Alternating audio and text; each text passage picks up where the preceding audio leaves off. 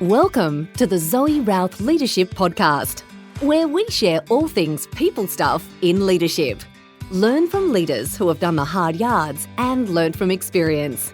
Hear from expert authors about the latest insights from culture to strategy and messy people dynamics.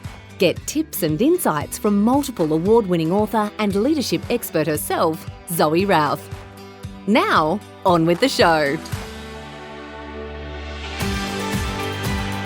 Hi, it's Zoe, and I want to know, have you ever procrastinated about anything? Maybe it's a new diet, a new exercise plan, or maybe it's a big, huge new project that you want to sink your teeth into, but you haven't managed to get around to doing it. Or maybe it's asking that person out on a date, and you kind of find every other reason not to pick up the phone and do it. Procrastination is something that we all struggle with.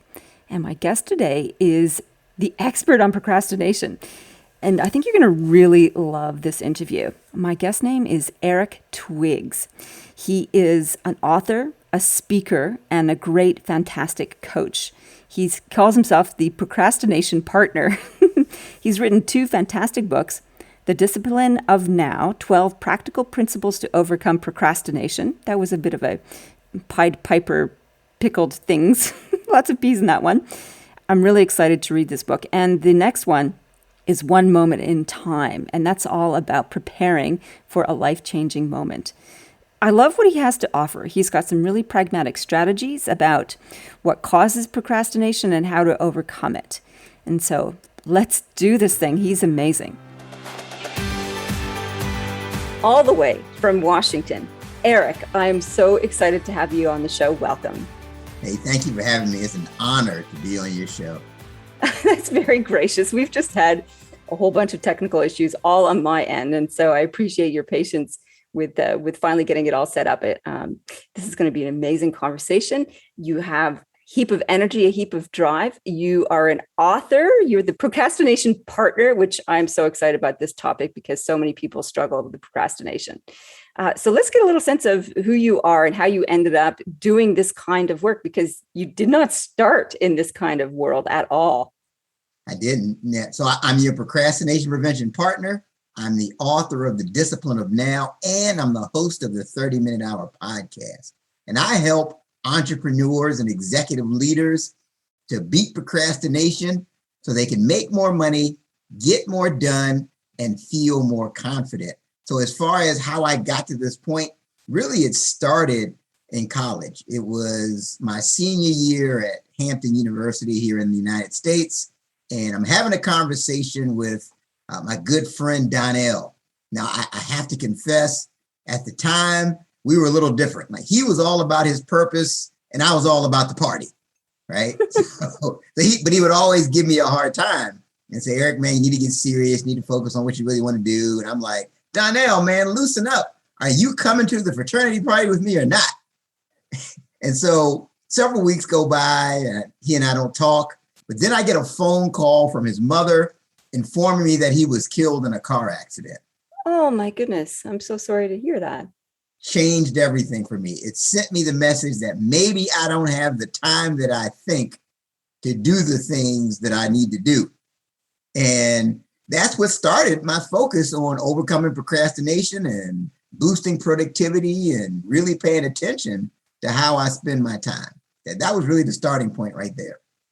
So did you find before that horrendous event that you were a procrastinator, or you just had different priorities? I think I lacked clarity of vision at the time. I really wasn't focused. I knew I wanted to go into business. Like anyone, I wanted to be successful, but I think it was a lack of it. So here's the thing. This is interesting. So I thought the message behind that was that I'm supposed to go out and make as much money as I can and climb the corporate ladder. So when Donnell passed, I thought that was the key message. The time is short, so I need to really pursue success. And so I went down that road.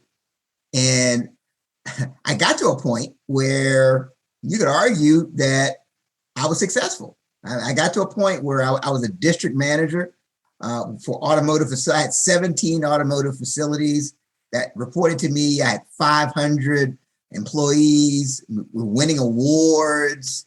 And I'll never forget this day. I'm driving, I had a BMW, and I looked in the rearview mirror, and the eyes looking back at me were the eyes of someone who hated what he was doing.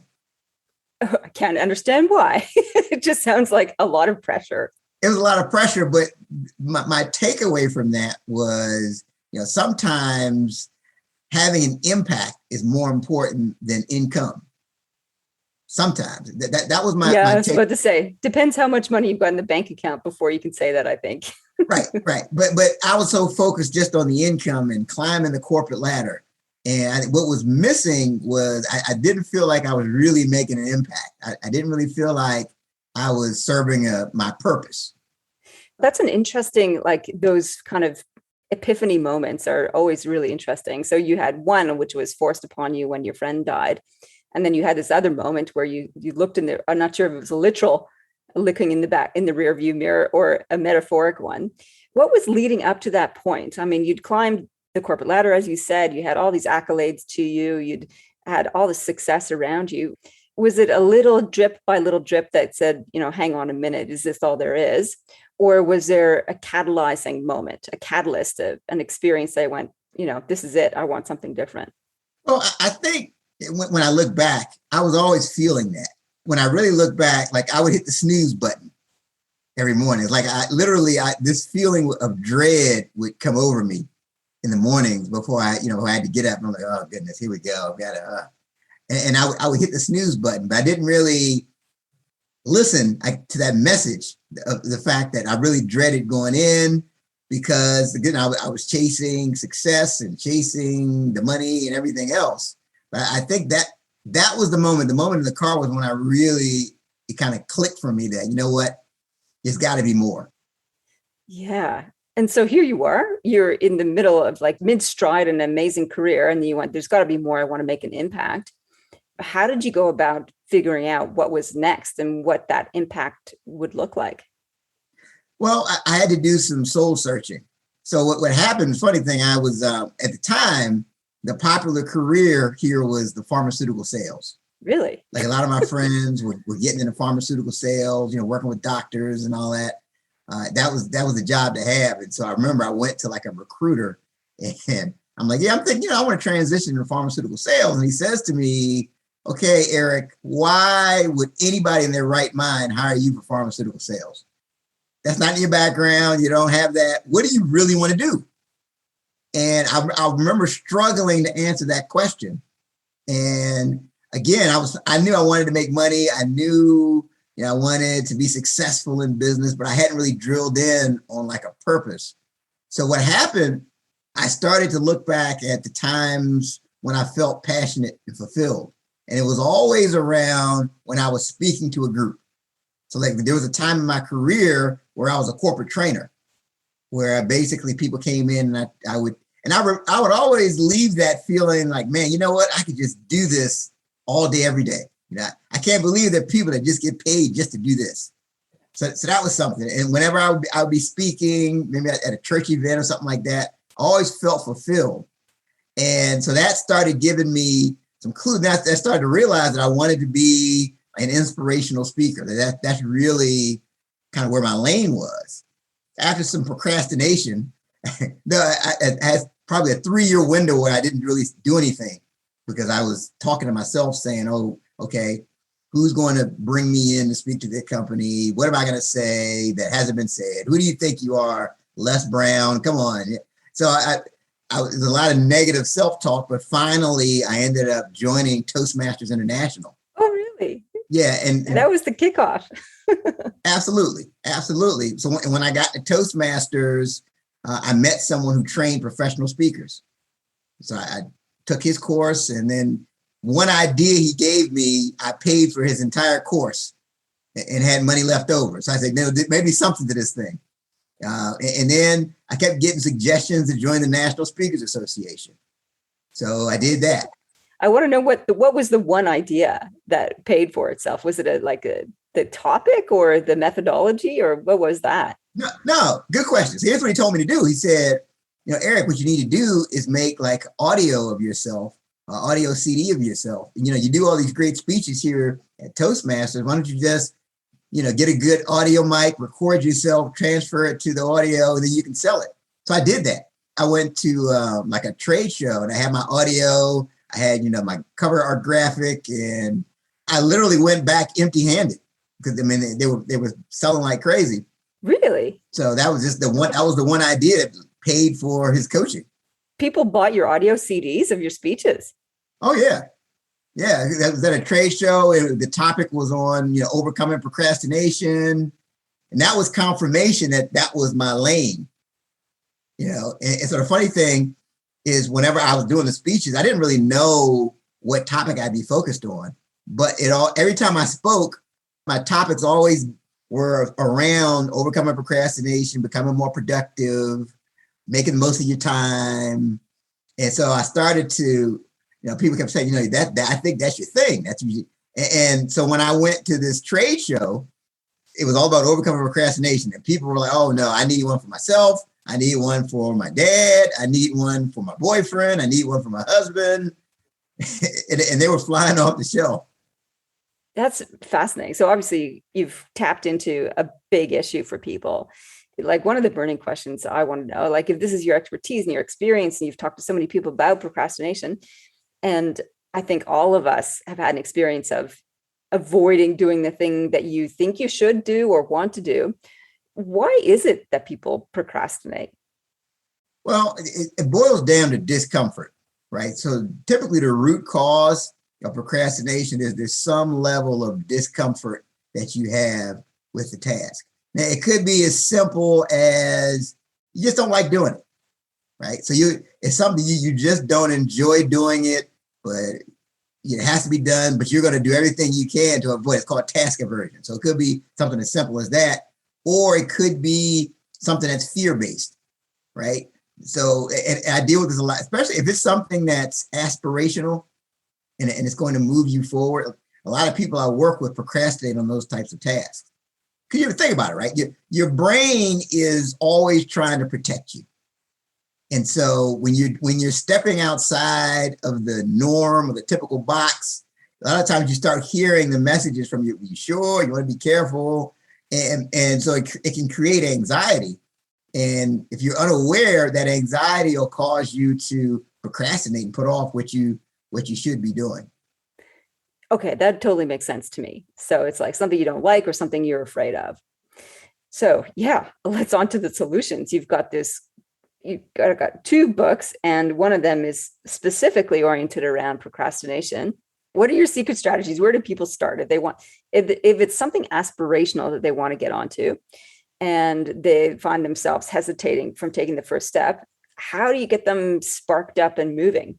So a lot of times it could be the fear of success, right?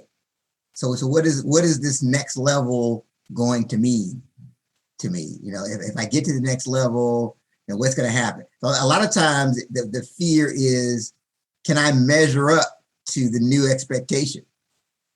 So like with speakers, for example, okay, what if I only have one really good speech? Now they want to bring me back and do multiple speeches. Or what if I just can't measure up?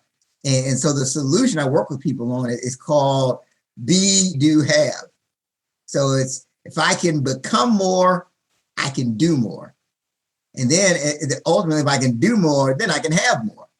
So you have to focus on becoming, focus on always improving, focus on, what can you do every day doing something to get better at your craft, even if it's something small. So that's really where the focus is. Because at the end of the day, the more you're prepared, the less you have to fear. Okay. So it just comes down to the point of just inch your way forward in some ways. Absolutely. See, a lot of times, and that kind of brings up another thing that trips people up, this whole perfectionism thing, right? Yeah. We feel like we've got to have everything figured out, right? So if you've got a big goal, and it's like, well, how's that going to happen? I don't know. I don't even know this or that. I don't have all the information. I'm not an expert in this field. I don't have a background in this field. But you can't allow perfect to become the enemy of progress. That's so important. The key is that, you have to focus on what's the next step? What's the next step that I can take on this journey? This is a really interesting and difficult issue for many because people want confidence. Like I hear that in conversations with leaders all the time. I just want to feel like a confident leader in doing whatever, whether it's hosting a strategic conversation with their team or dealing with difficult conversation. I want to feel confident in that. And I always caution them against worrying about feeling confident because that's a byproduct of taking courageous action, of doing little bit by little bit. Coming back to your point though, like this whole notion of like stepping up and the fear of stepping up, and what does that mean? And what if I fall short? And that there's no guarantee that you won't. And even if you do the incremental steps of improving your craft day by day, that you get on the stage, in whatever form it is for the individual, and you do your thing and it sucks. It really does. Even though you put your best foot forward and you had to go. Do you ever work with people in sort of addressing that moment before you get to that moment? I've heard Tim Ferriss calls it fear setting, where you imagine the worst and you process that emotion of having gone through it while you're sitting in it. Is that something that you have ever considered doing or not? What's your approach on that? Well, it's not so much for me. It's not so much about fear setting. It's more, I think you have to always stay focused on the big picture. And you have to really understand that it's a process. And a lot of times, you have to suck before you get to the true success, right? There's a saying that, every master was once a disaster.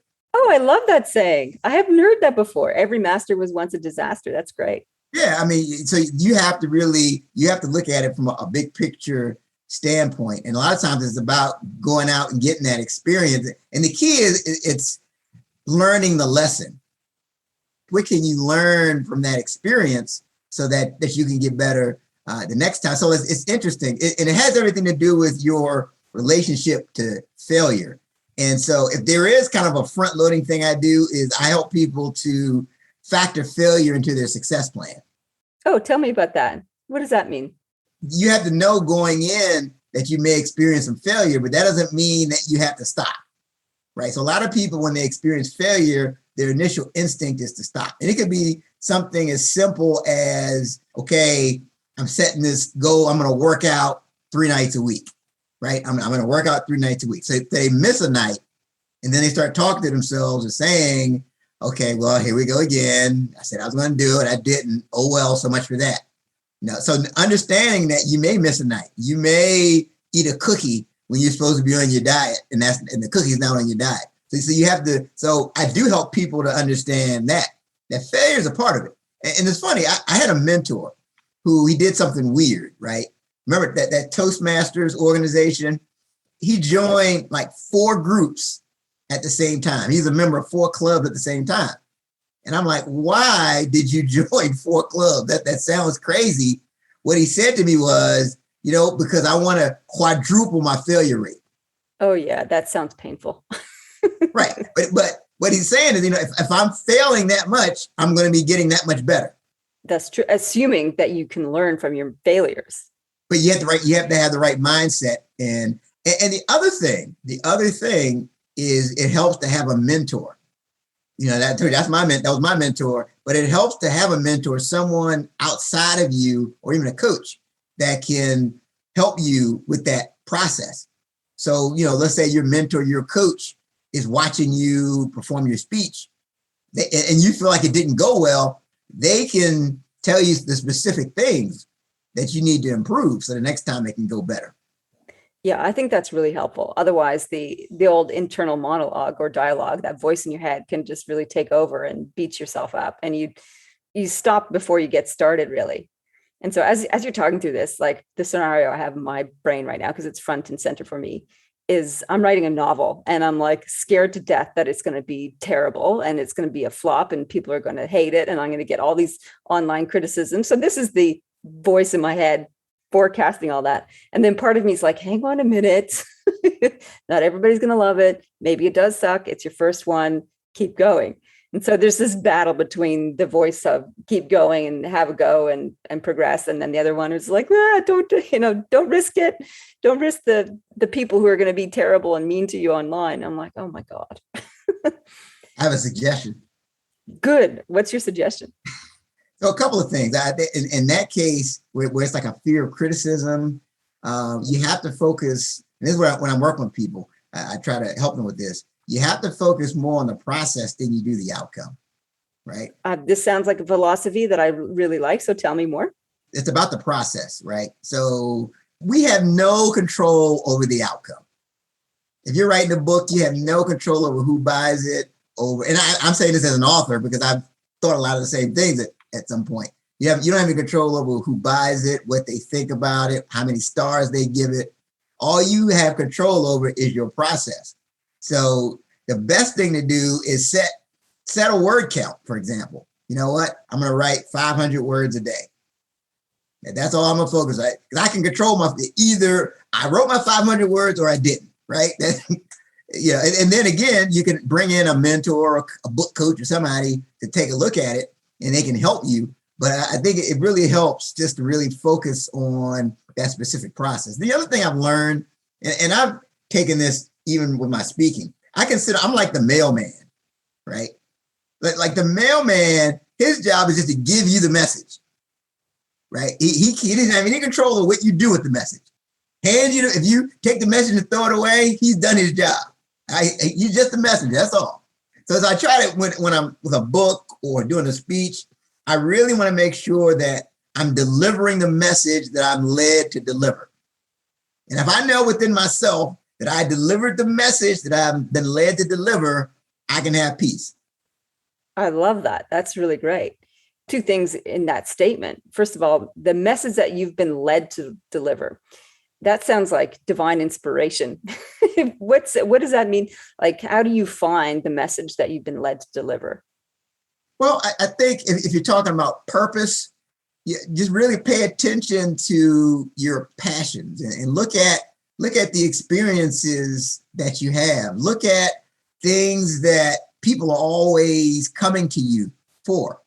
You know, is there a specific problem that people are always coming to you for? And it may be something like, hey, how much do you charge?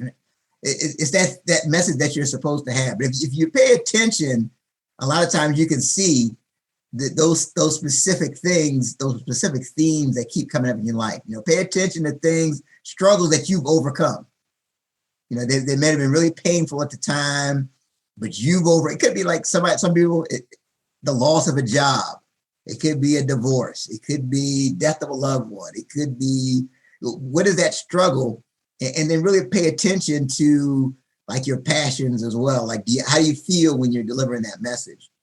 When you're really clear on like your purpose and what your core message is. And a lot of times it's not always a simple process, but I think you have to be out there, taking those steps forward. Once you feel like you're aligned with your purpose and your message, you're delivering your message and people are going to take it how they take it. Okay. That's good. That's really sound motivation right there, and sound advice for digging out the key passions you have. So, you got 12 principles to overcome procrastination. What's the first one? So the book is broken down into 3 parts, right? So you've got the cost of procrastination, the cause of procrastination, and then I get into the cure towards the end, which is my procrastination prevention pyramid. So the first principle has everything to do with getting clear, right? It's really about gaining clarity. What is your vision? Like what does your end place look like? And I always say clarity is the starting point of success. And it really, when you're really clear on where you're going, it helps you to say no to those things that don't line up with it. Yeah, that makes sense.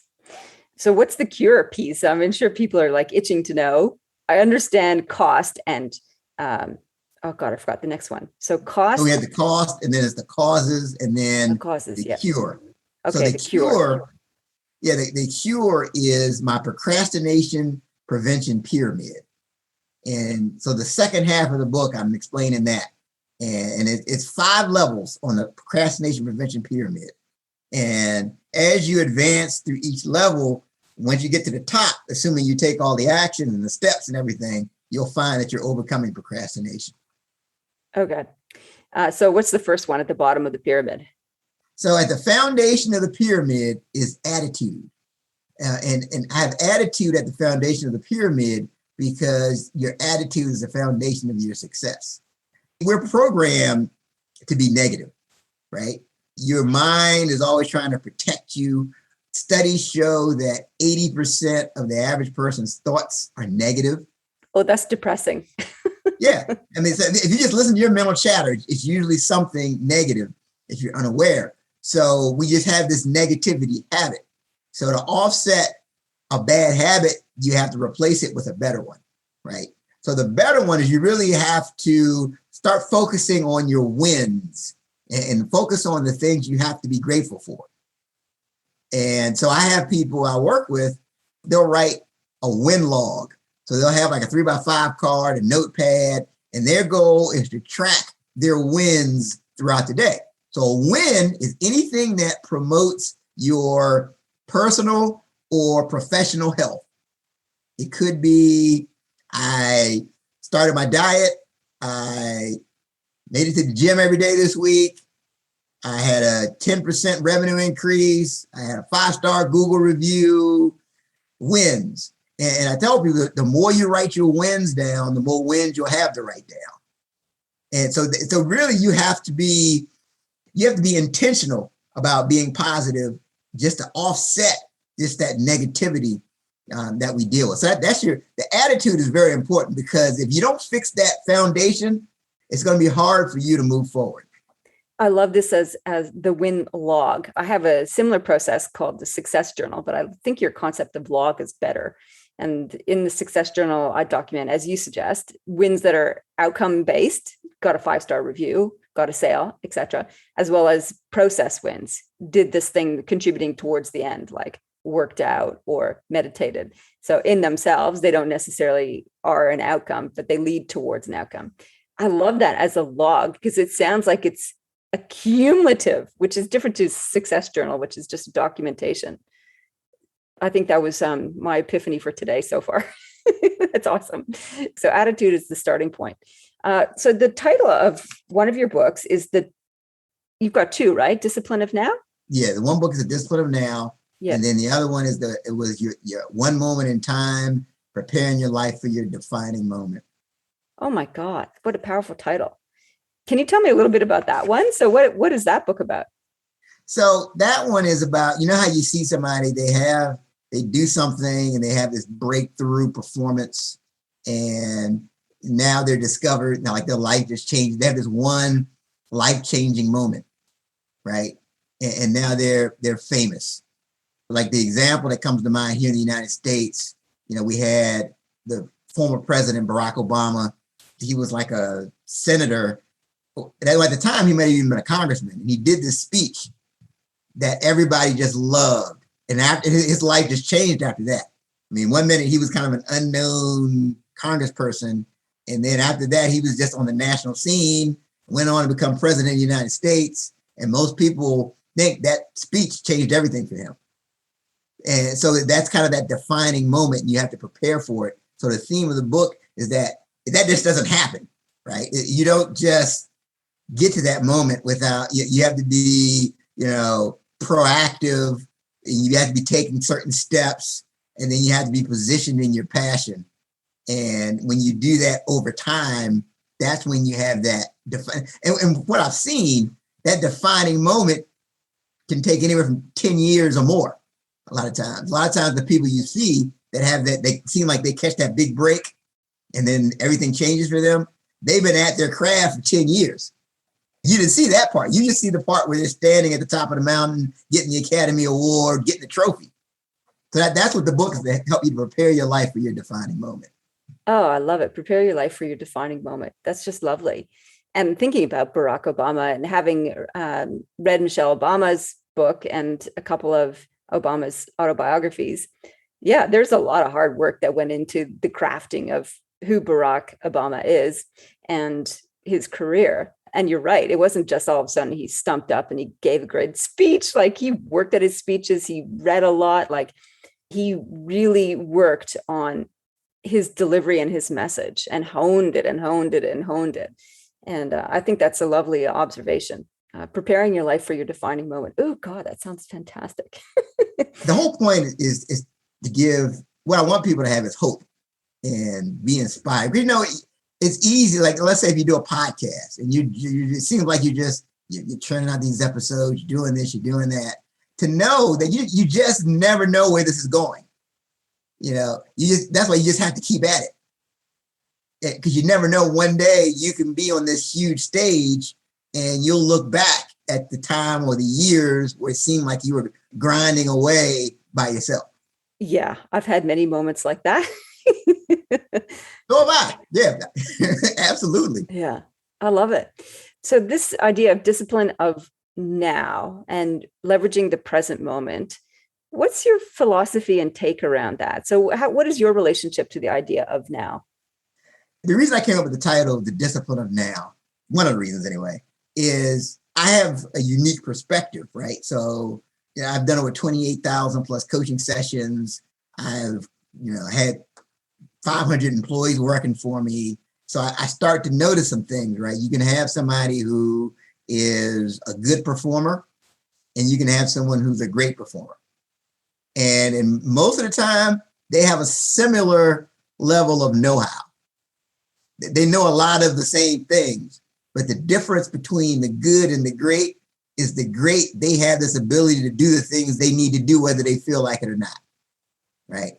So the great, they have that discipline of now. So for example, the good performer and the great performer, they can be at the same conference, at the same breakout session, get the same great idea.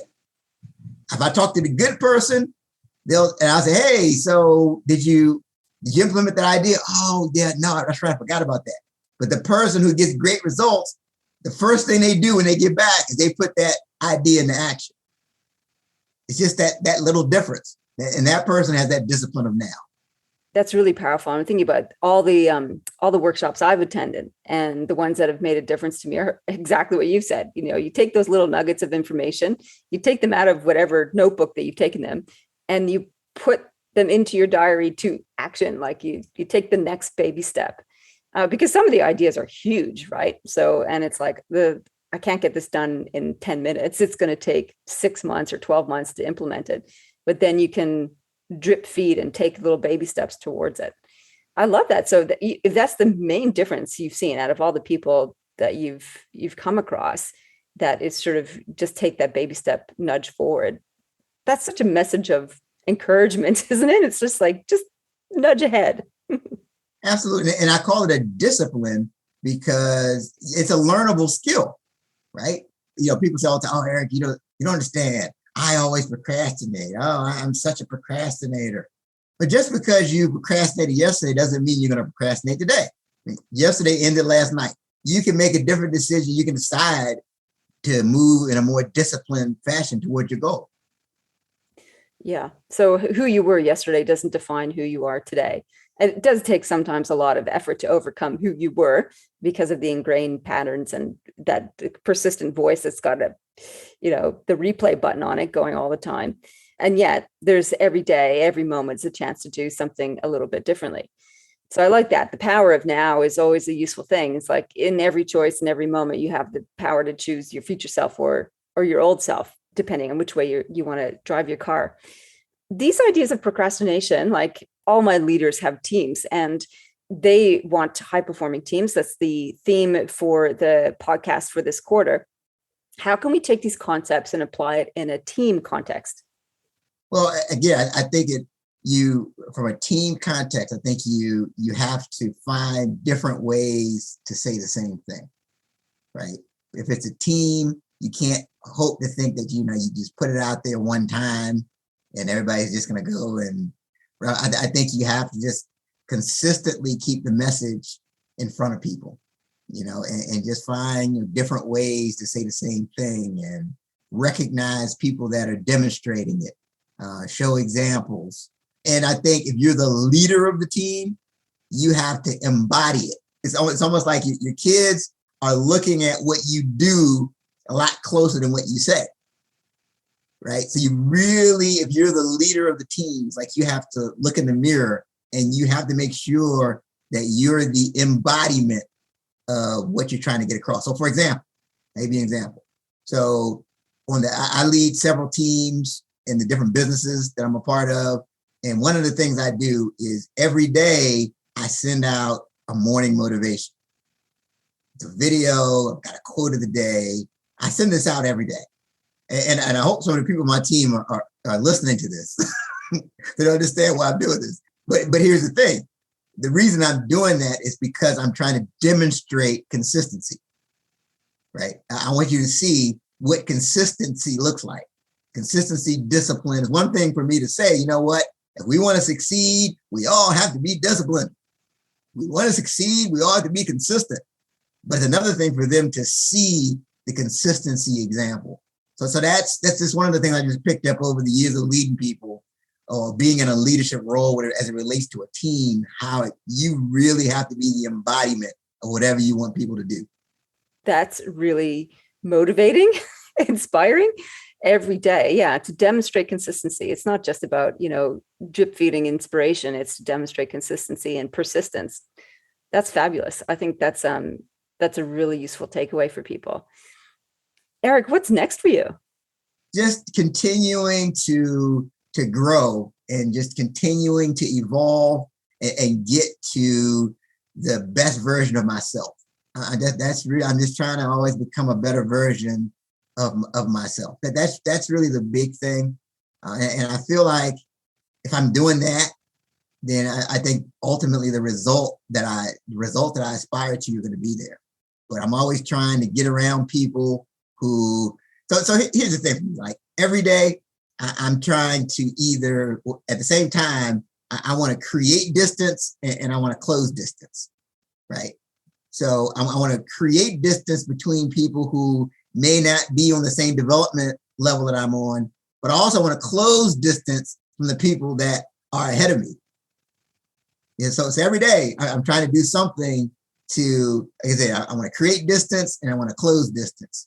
And that's where my focus is. And I recognize there's some people, and I try to surround myself with these people. There's some people I'm just never going to catch. Yeah. And that's good. Right? They're just, because they're doing the same, they're creating and closing too. So that's good. So I try to have a couple of people like that in my life. I like that. So it's a create distance and close the distance. So yeah, that's the stretch piece.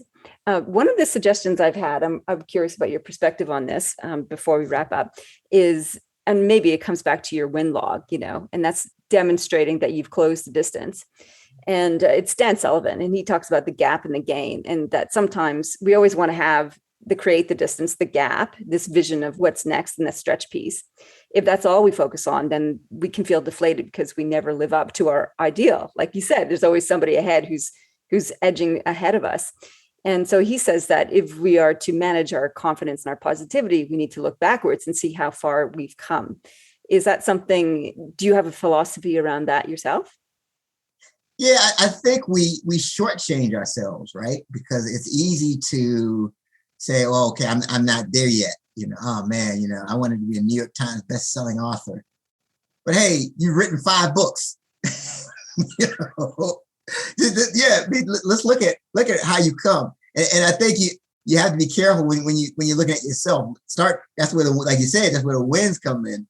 But I think you need to look at where you've come and the progress you've made and how this is 2020. So I try to compare, like, is Eric Twiggs 2021 better than Eric Twiggs 2019 and Eric Twiggs 2018? And as long as I can answer a yes to that question, I can feel good. But I mean, at the same, I think you can still focus on the big goal. And I think you have to practice what's called aggressive patience, right? That was crazy, right? That's a good way to describe aggressive patience. So you need to aggressively pursue what you want, but at the same time, you have to understand that it takes time, right? It's not an overnight. Like if you're writing a novel, it's going to take time, right? But you can aggressively pursue your daily goals with the understanding that, this is a process. That's just beautiful. Eric, where can people find you and learn more about your work? Yeah, so you can visit my website, ericmtwiggs.com. That's my website. And you can pick up a copy of the book, The Discipline of Now, One Moment at a Time. The Discipline of Now is available in all three formats, the ebook, the audio, and the paperback. And you can also check out my podcast. It's called The 30-Minute Hour. It's on Apple Podcasts, Spotify, and all those places. Fantastic. And we'll put links to all of those in the show notes. Eric, you've been super generous and a delight to have on the show. I love your energy, love your focus. You can really feel the determination and the effort you've put into honing your craft and putting forward all these great messages in the world. So thank you so much. Oh, again, thank you for having me. This has been like the time has just gone by so fast. That's how you know you're having a great conversation. This has truly been a pleasure. Thanks, Eric. Thank you. There was so much in that I totally enjoyed. I think a couple of key takeaways for me.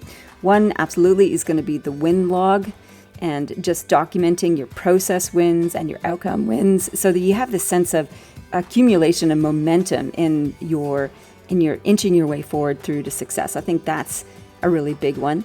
I think attitude is the other discipline that he talked about that I think is really useful, and being mindful of the little gremlin that sits on your shoulder that says, you can't do this, who are you? And parking it to the side and say, okay, no, power of positive thinking. Let's keep crafting forward and focus on the being part of the be, do, have aspect. So those are just two of the basic ones that I've taken away from this fabulous interview. I really love Eric's energy. He's laser super focused, and you get a really real sense of commitment to his craft and to the people that he works with. So that was a super big joy. So if you're thinking about procrastinating, or you've been procrastinating about your own professional development, hey, here's a little tip for you. Consider joining our Amplifiers program. It is my flagship course for CEOs, general managers, managing directors, and those who aspire to those roles. And we have virtual access. So if you're not based in Canberra, because Canberra's a pretty small town, we have virtual access to the program. And you can join a huge growing community of CEOs, managing directors, etc., from all sorts of different disciplines who are focused on being better leaders. And they all believe better leaders, better world. The idea here is that you create bigger and better results year after year. If that's what you're after and that's what you're interested in, hey, check us out. Go to zoerouth.com, click on programs, and you'll find all the information you need about Amplifiers. And I hope to see you there. In the meantime, live well, lead well. You've been listening to the Zoe Routh Leadership Podcast with leadership expert Zoe Routh. For more about people stuff and to contact Zoe, go to zoerouth.com.